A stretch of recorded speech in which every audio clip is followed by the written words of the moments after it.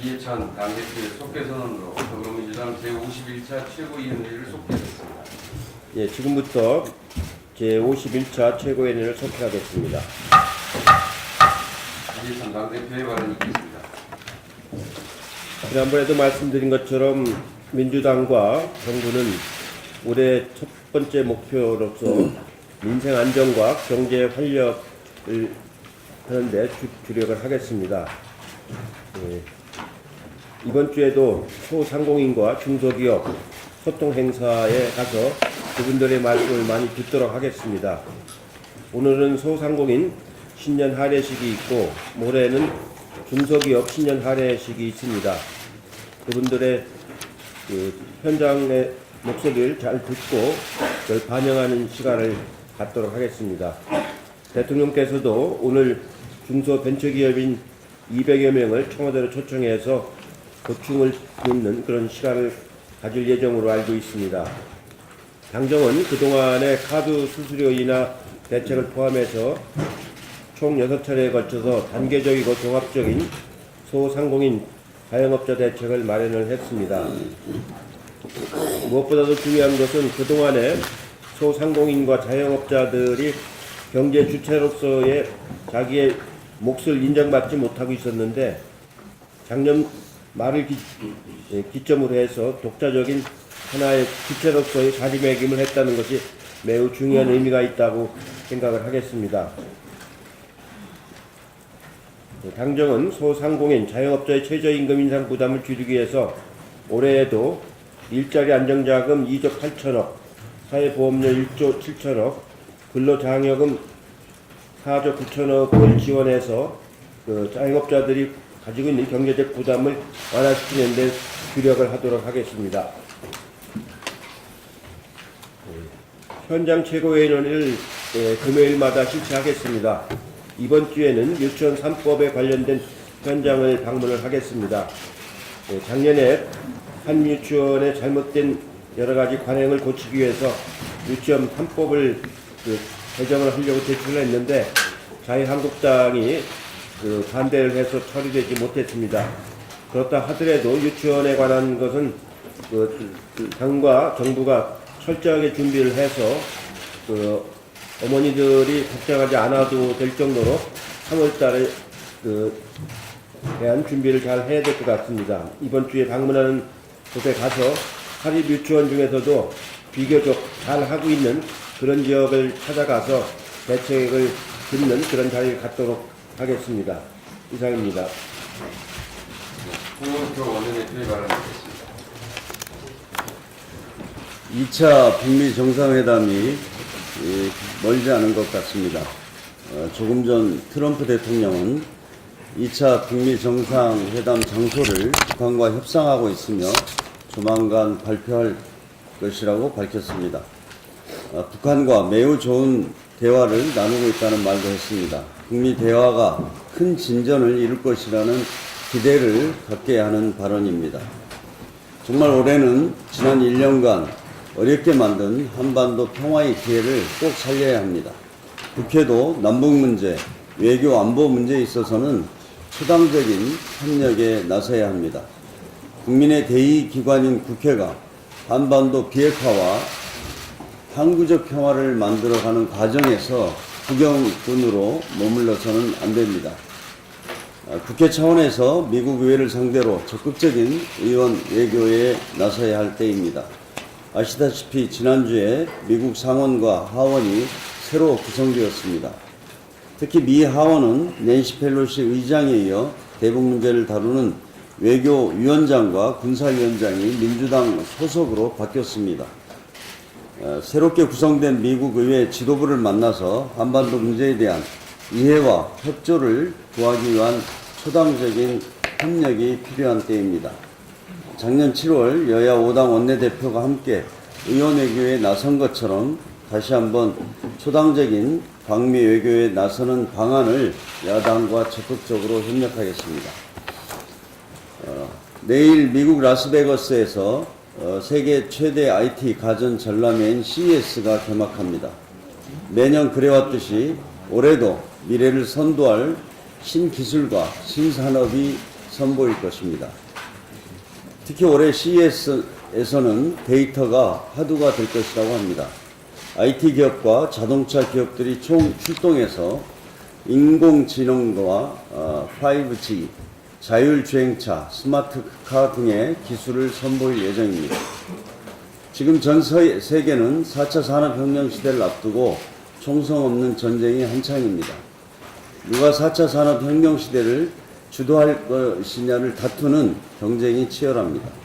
자동차 산업만 하더라도 자율주행차, 커넥티드카 등 미래 자동차 시장을 두고 전통적인 자동차 기업을 비롯해 구글, 아마존, IT 기업까지 가세하고 있습니다. 우리 기업들도 이 같은 변화에 발빠르게 적응하고 대비해야 합니다.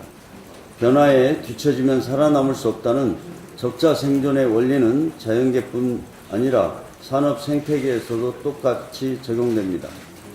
혁신성장은 우리 경제가 새롭게 도약할 수 있는 길입니다. 우리가 지닌 모든 자원을 집중시켜서 반드시 성과를 내야 합니다. 또한 혁신성장은 정부의 의지나 노력만으로는 달성할 수 없습니다. 우리 기업인들도 기업가 정신을 발휘해서 대한민국 경제가 지속적으로 성장할 수 있는 새로운 돌파구를 찾는 노력을 함께 해주셔야 합니다. 우리 당이 앞장서서 혁신 성장을 위한 환경을 조성하는 데 최선을 다하겠습니다. 정부가 오늘 최저임금 결정구조 개편을 위한 초안을 발표합니다. 최저임금 결정구조를 구간설정위원회와 결정위원회로 이원화하는 방안이 정부가 발표할 초안의 핵심 내용입니다. 그동안 최저임금 논의 과정에서 제기된 이해 당사자들이 의견을 충분히 수렴하고 합리적인 의사결정이 이루어질 수 있는 방안이 만들어질 것을 기대합니다. 정부 개편안이 이달 중으로 확정되면 국회가 본격적으로 입법에 착수해야 합니다. 내년도 최저임금 결정 시한인 7월 이전에는 국회 입법이 마무리되어야 합니다. 2월 임시국회에서 여야가 이 문제에 대한 충분한 논의를 하고 가능하면 결론을 내도록 하겠습니다. 이를 통해서 최저임금과 관련한 사회적 갈등이 심화되지 않는 제도 개선 방안이 도출되도록 하겠습니다. 이상입니다. 네, 다음은 박준현 최고위원의 발언입니다.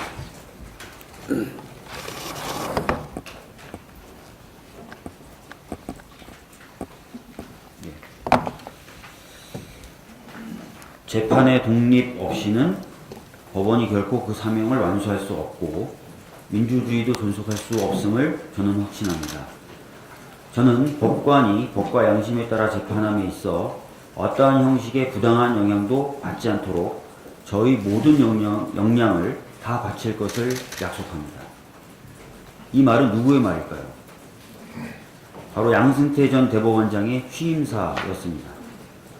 재판 독립의 중요성을 그 누구보다도 잘 아는 것처럼 보였던 양승태 전 대법원장은 이번 주 금요일 검찰에 피의자 신분으로 헌정사상 처음으로 출석합니다. 그 혐의 중 하나는 강제징용 사건의 전범기업 대리인인 김앤장을 직접 3차례 이상 만나 재판 진행을 논의했다는 것입니다. 재판은 논의한 대로 진행됐습니다. 검찰은 김앤장이 작성한 양승태 독대 문건을 이미 확보한 것으로 알려졌습니다. 나라를 잃고 일제에 의해 강제로 동원되어 노역을 한 피해자분들은 믿었을 것입니다. 양승태 전 대법원장을 포함한 대법관들이 헌법과 법률에 의하여 그 양심에 따라 독립하여 심판할 것이라고 믿었을 것입니다. 그 독립된 재판을 통해 식민지 시절 빼앗긴 젊음이 배상받을 거라는 믿음이 있었을 것입니다. 피해자분들은 그런 믿음을 갖고 재판 결과를 기다리다가 한 분 한 분 눈을 감으셨습니다. 양승태 전 대법원장은 그런 믿음을 철저히 짓밟아 버렸습니다. 벵갈로 법관 행동 준칙은 말합니다. 법관은 일반적인 사회적 관계로부터 그리고 심리하여야 할 분쟁의 특정 당사자로부터 독립하여야 한다. 벵갈로 법관 행동 준칙을 거론할 필요도 없습니다. 축구 경기만 해도 심판이 선수를 따로 만나서 공을 어디로 찰지, 휘슬을 언제 불지 상의하지 않습니다. 그것은 상식입니다.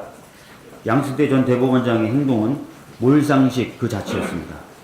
몰상식한 행위로 헌법의 한 축을 무너뜨려버린 양승태 전 대법원장은 11일 예정되어 있는 검찰 소환 조사에 제대로 응하고 제대로 수사를 받고 또 온전한 대가를 치르기 바랍니다.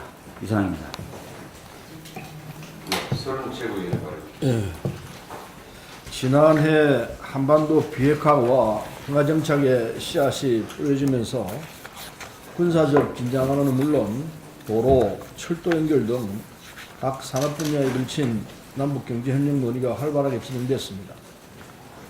그러나 남북이 70년이 넘는 분단의 세월만큼이나 언어는 물론이고 각 산업 분야에서 단위, 규격, 산업기술 용어, 통신신호체계 등 이질화가 심화된 상태에 있습니다. 실제로 정보통신 용어, 남북한 도면 기호, 컴퓨터 자판 순서, 교통 표지판 등 생각 이상으로 많은 분야에서 차이를 보이고 있습니다. 남북 표준화 협력은 앞으로 다가올 한반도 평화와 경제 번영 시대를 준비한 우리에게 매우 중요한 사안입니다. 동서독 통일 과정에서도 사전에 다양한 경제 협력을 추진했지만 산업 표준 불일치로 인해서 통합 비용이 15년간 180조에 달했다는 연구 결과가 있습니다. 남북이 시간은 통일했습니다. 그러나 현재 거의 모든 분야에서 표준화가 필요한 상황입니다. 남북한 산업 표준 규격화 제도의 이질화 심화는 남북 경제협력에서 생산 비용을 증가시키고 기술 보급 및 활용의 한계 등과 같은 다양한 문제를 야기하게 될 것입니다. 1991년 남북 기본 합의서에 따르면은 남북 경제 교류와 협력을 원활히 추진하기 위해 공업 규격을 비롯한 각종 자료를 서로 교환하며 교류협력 당사자가 준수해야 할 자기 측의 해당 법규를 상대 측에 통보한다고 되어 있습니다. 남북 표준협력은 대북 제재와 상관이 없습니다. 또 통일 후 수조 원 이상의 사회적 비용을 아낄 수 있는 만큼 표준화 논의에 지금부터 속도를 내야 한다는 제안을 드리는 바입니다. 일시적인 해결은 불가능하지만 지금부터 분야별, 시기별로 단계적으로 접근을 하면은 3, 4년 안에 가능할 것으로 보입니다. 덧붙여서 북한이 중국, 러시아 표준을 따르면서 현재 남북한 표준 이질화가 심화된 상황인 만큼 현 정부의 북방 정책에 맞게 한국, 북한, 중국, 러시아 등으로 구성된 동북아 표준화 작업도 함께 논의될 필요가 있다는 말씀을 드립니다. 이상입니다. 네, 남인순 최고위원회 바랍니다. 네, 그 공정거래위원회에서 그 납품업체에서 갑질 행위를 한 주식회사 농협유통에 대해서 과징금 부과를 결정했습니다. 이 농업유통으로부터 그동안 갑질 피해를 당한 많은 납품업체들이 우리 당의 을지로위원회에 많은 그 피해를 사실 호소를 해왔었습니다. 공정위 조사에서 드러난 농업유통의 갑질은 직매입한 상품을 반품하고 납품업체의 종업원을 부당하게 사용하고 허위 매출을 일으켜서 그 수수료를 수취했습니다. 목표를 채우려고 허위 납품을 요구하고 수수료를 챙기고 업체에서 지원까지 데려다 일을 시키는 정말 그 악의적인 갑질을 한 것입니다. 약 3년 이상 18개 납품업자에게 총 4,329건을 정당한 사유 없이 반품을 했습니다. 그리고 또 2년 이상 냉동수산품 납품업자의 종업원 47명을 부당하게 파견받아 사용을 했습니다. 이런 부분이 이 납품업체들이 사실 피해를 당하면서 문을 닫았다고 하는 그런 피해 사실이 언론 보도를 통해서도 확인이 됐습니다.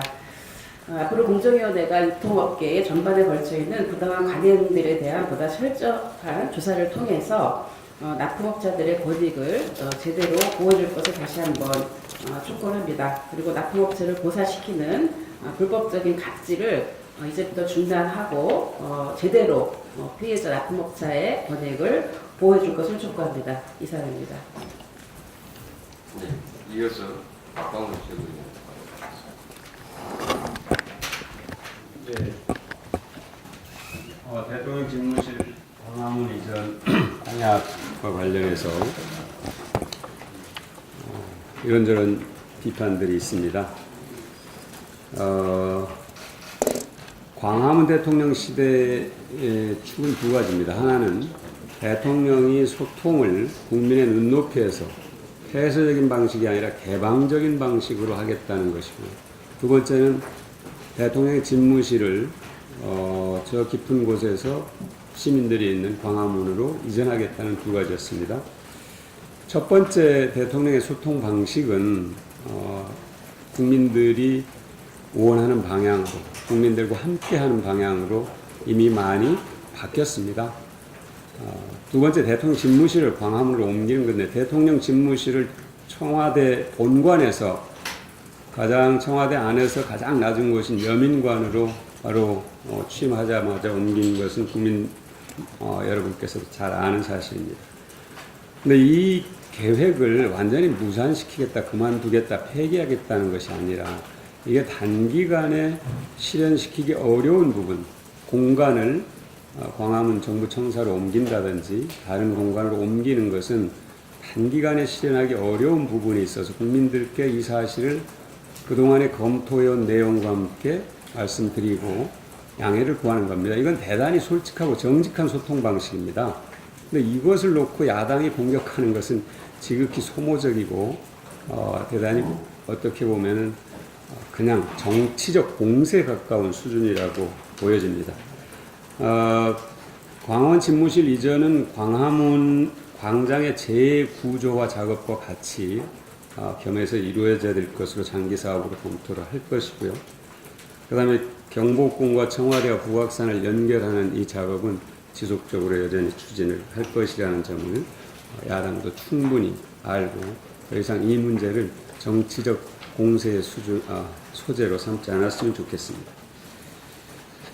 다음은 굉장히 의미 있는 자료인데요. 한 금융정보업체의 추산에 따르면 올해 20대 대기업의 영업이익이 129조 원이 될 것으로 보입니다. 이건 지난해 116조 원에 비해서 10% 이상 는 것입니다. 다만 여기서 이제 좀 유의해서 볼 것은 업종별로 편차가 심하다는 것과 중소기업의 영업이익률에 비해서 대기업의 영업이익률이 2배를 넘는다는 것, 두 가지입니다. 첫 번째, 업종별로 편차가 심하다는 것은 새로운 어떤 분야를 우리가 만들어내야 된다는 것이죠. 이건 혁신성장을 통해서 만들어내야 될 이 정부의 과제일 것이고요.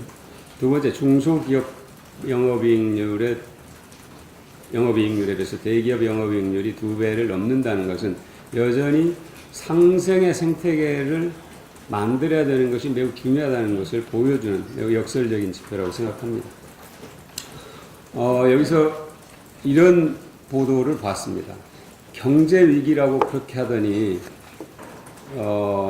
영업이익이 예상보다 훨씬 높게 나왔다 하는 얘기입니다. 그러니까 경제 위기론이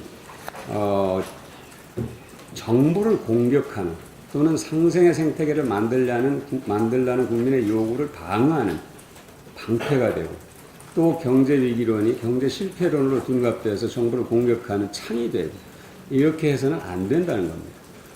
새로운 어떤 혁신성장의 분야를 만들어내야 된다는 어떤 그런 요구나 경계심을 게을리해서는 안 된다는 건설적이고 생산적인 그런 지적은 대단히 유익한 것이지만, 지속적으로 경제 실패론을 강조해서 그 프레임을 만들어가지고 국민들의 경제 심리를 위축시키는 것은 경제를 실패하게 만드는 가장 큰 원인이 된다는 겁니다. 이 점에 대해서 다시 한번 말씀을 드리고요. 관련해서 주유수당과 관련해서도 주유수당은 이미 법적으로 1965년 근로기준법에 명시되어 있는 것입니다. 갑자기 이 정부가 주유수당을 도입하는 것이 아니라 그런데 마치 이제 최저임금으로 공격을 하더니 주휴수당으로 또 공격하는 것은 대단히 이것은 이 사실 자체를 외면하고 공격하는 것이다 하는 점을 다시 한번 강조를 드리겠습니다. 더 이상 노동자의 희생을 당연시해서는 안 된다는 점과 함께 이런 성장 방식이 더 이상 유효하지 않다는 것. 여기 언론인 여러분들 다 알고 계십니다. 이 언론인 여러분들과도 직접 관련되는 얘기입니다. 이 주휴수당 문제. 주휴수당을 가지고 더 이상 소모적 갈등을 양산하는 이런 행위를 멈출 것을 간곡하게 요청합니다. 이상입니다. 김혜영 최고위원 발언입니다. 예, 지난 한 해 동안 고교 내신 비리, 사립 유치원 회계 문제 등 교육계는 그 어느 때보다 많은 과제를 안은 한 해였습니다. 숙명여고 내신 비리 사건으로 국민들의 학생부 종합 전형에 대한 불신도 크게 치달았습니다. 또한 과도한 교내 수상 문제, 자기소개서 문제, 소논문 작성 문제 등 학생부 종합 전형의 많은 문제점이 드러났습니다. 학생부 종합 전형이 학부모 종합 전형으로까지 불리고 있습니다. 이에 학생부 간소화를 통해서 수상 경력 개수가 학기당 1개로 제한되고 소논문도 반영하지 않을 예정입니다. 또한 올해부터 자녀가 다니는 학교에 부모 교사가 함께 근무하지 않도록 금지하는 상피제도 적용됩니다. 앞으로도 과도한 경쟁과 사교육 유발 요소를 정비하고 학생부 종합전형의 신뢰를 되찾을 방안들을 계속적으로 추진해 나가겠습니다. 또 국공립 유치원 1080개 학급이 신설됩니다. 학부모가 학비 부담 없이 믿고 맡길 수 있는 유아교육기관 확충을 위해 국공립 유치원 비율을 지속적으로 늘려나가겠습니다. 더불어 패스트트랙으로 발의된 유치원 3법의 조속한 처리를 위해서 최선을 다하겠습니다. 더불어민주당과 정부에서는 올해 2학기부터 고교 3학년 49만 명을 대상으로 무상교육을 조기 시행할 계획입니다. 교육의 국가 책임을 강화하고 고교 교육비 부담도 줄이기 위한 조처입니다. 전체 학년으로 확대될 고교 무상교육의 안정적인 안착을 위해서 관련법 개정 등 국회에서도 제도 정비에 힘쓰겠습니다. 교육에서의 양극화는 경제적 양극화의 고착화로 이어집니다. 부모의 재력이 자녀의 학력으로 또 그 학력이 소득으로 대물림되는 악순환을 우리가 끊어야 합니다. 또 빠르게 변화하는 미래 사회에 대비하기 위한 교육이 이루어져야 하고 교육 제도에서의 공정성도 담보되어야 합니다. 더불어민주당에서는 대한민국의 미래인 우리 아이들의 교육을 위해 국민 여러분들과 함께 노력해 나가겠습니다. 이상입니다. 이수진 최고위원. 2019년은 대한민국 임시정부 수립 100주년이 되는 해입니다. 그리고 국제노동기구인 ILO 창립 100주년이 되는 해이기도 합니다. 한국노총 김주영 위원장은 10년사에서 모든 노동자의 노동은 존중돼야 하며 ILO 핵심 협약 비준은 그 출발점이 될 것이라고 밝혔습니다. 노동계는 그동안 ILO 핵심 협약인 제87호 결사의 자유와 제98호 단결권과 단체 교섭에 관한 협약에 대해 비준을 꾸준히 요구해왔습니다. 정부도 국제사회에 수차례 비준을 약속했지만 가입을 계속 미뤄왔습니다. ILO 핵심 협약 비준은 이제는 더 이상 미룰 수 없는 문제입니다. 정부와 국회가 함께 이 문제에 대해 전향적인 검토를 부탁드립니다. 다행히 문재인 정부 출범 이후 사회적 대화가 다시 시작되었고 경사노위에서 1월 말까지 ILO 핵심 협약 비준에 대한 결론을 낼 예정입니다. 그 전에 꼭 비준이 이루어져서 올해 6월 스위스 제네바에서 열리는 ILO 100주년 총회에서 대한민국의 ILO 핵심 협약 비준 소식과 노동 존중 사회 실현을 위한 방안들을 국제사회에 알리고 세계가 주목하는 노동 존중 대한민국의 원년을 만들어 나갔으면 합니다. 지난해 11월 22일 경제사회노동위원회가 출범했지만 민주노총은 참가 여부를 결론내지 못해 결국 사회적 대화에 참여하지 못했습니다. 하지만 올해 신년사에서 민주노총 김명환 위원장은 사회적 대화의 성패는 문재인 정부에 대한 기대나 신뢰가 아니라 우리의 투쟁과 교섭력에 달렸다며 경사노의 참여 의지를 재표명했습니다. 이는 매우 반가운 소식입니다. 대화로 해결하지 못할 것은 없습니다. 노동계가 우리 경제의 한 축으로서 대한민국 사회가 나아갈 방향을 치열하게 고민하고 함께 만들어 나갔으면 좋겠습니다. 민주노총의 경사노의 참여를 기대합니다. 올해 최저임금은 시간당 8,350원입니다. 지난해보다 약 10% 정도가 더 올랐습니다. 최근에는 1953년 근로기준법이 처음 만들어졌을 때부터 보장했던 주휴수당 폐지 논란까지 최저임금 상승에 대한 우려가 많았습니다. 경영자 입장에서는 인건비 부담이 조금 증가한 것은 사실이지만 모든 경기 불황의 원인을 최저임금에서 찾으려는 것 같습니다. 진짜 최저임금이 경기 불황의 주범인가요? 아니면 그렇게 믿고 싶은 건 아닌가요? 그렇다면 최저임금이 낮아지면 일자리가 늘어나고 우리 경제는 살아날까요? 저임금이 해답일까요? 사실 이런 모든 질문에 나는 중요하고 너는 중요하지 않다라는 인식이 숨어 있습니다. 사실 자영업자와 중소기업이 어려운 가장 근본적인 원인은 상가 임대료, 불공정한 가맹계약, 과당 경쟁 구조, 막대한 이익을 내고 산의 유보금을 쌓아두는 대기업과 그렇지 못한 중소기업의 불공정 거래 관행 이런 등이지 최저임금의 문제가 아닙니다. 실제로 최저임금 상승 후 중위소득 이하인 빈곤층의 비율은 크게 줄어들었고 그 효과가 나타나고 있습니다. 또한 정부는 내년 9조 원의 재정 지원을 통해서 최저임금이 부담이 되는 중소기업과 자영업자를 지원합니다. 최저임금 기준으로 저임금 노동자들은 지난해보다 월 17만 원 정도를 더 받습니다. 이제 인식의 전환이 필요합니다. 더불어 함께 사는 사회, 소득주도 성장, 더 이상 최저임금과 관련된 모든 사안들이 정쟁의 대상이 되지 않았으면 좋겠습니다. 이상입니다. 인간 소비지도 살아나고 있습니다. 이상 모두 발언을 마치고 회의를 비공개로 진행하겠습니다. 언론인 여러분들이